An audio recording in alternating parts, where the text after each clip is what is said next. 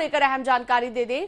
Corona की vaccine को लेकर केंद्र सरकार की ओर से एक बड़ा फैसला लिया गया है और ये फैसला ये है कि 21 जून के बाद सभी नागरिकों को निःशुल्क वैक्सीन दी जाएगी, जिसकी जानकारी पीएम ने राष्ट्र के नाम संबोधन में दी। और इसके अलावा क्या कुछ कहा गया पीएम की ओर से, देखिए रिपोर्ट में।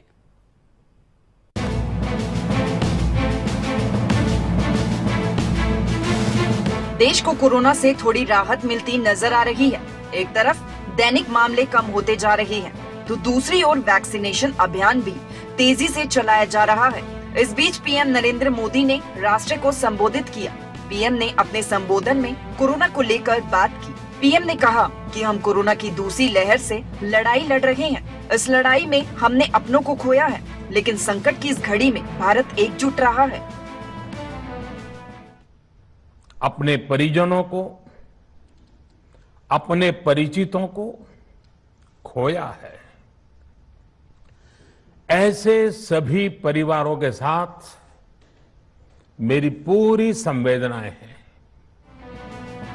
पीएम ने कोरोना वैक्सीन उत्पादन को लेकर कहा कि देश में 7 कंपनियां अलग अलग वैक्सीन का उत्पादन कर रही हैं। विदेशों से भी बड़े स्तर पर दवा मंगाई गई और अब बच्चों की 2 वैक्सीन पर ट्रायल जारी है।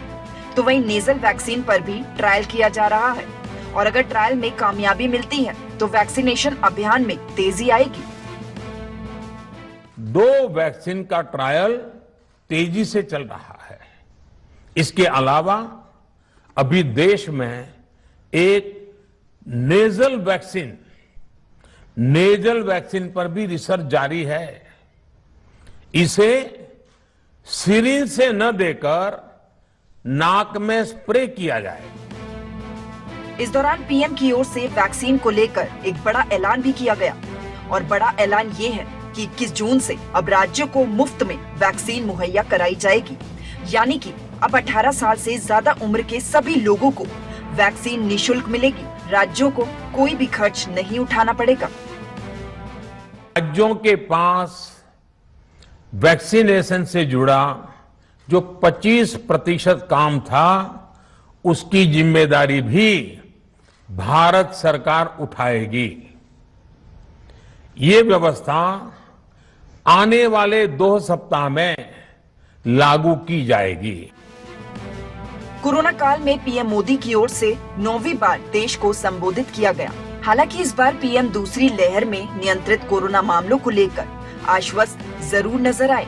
साथ ही अधिकतम वैक्सीनेशन पर उनका जोर रहा।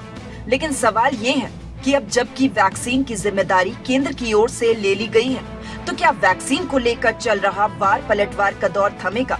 क्या वैक्सीन को लेकर सरकार और विपक्ष के बीच चली आ रही रणनीति थमेगी या फिर नहीं? ज्योति सांगवान, खबरें अभी तक।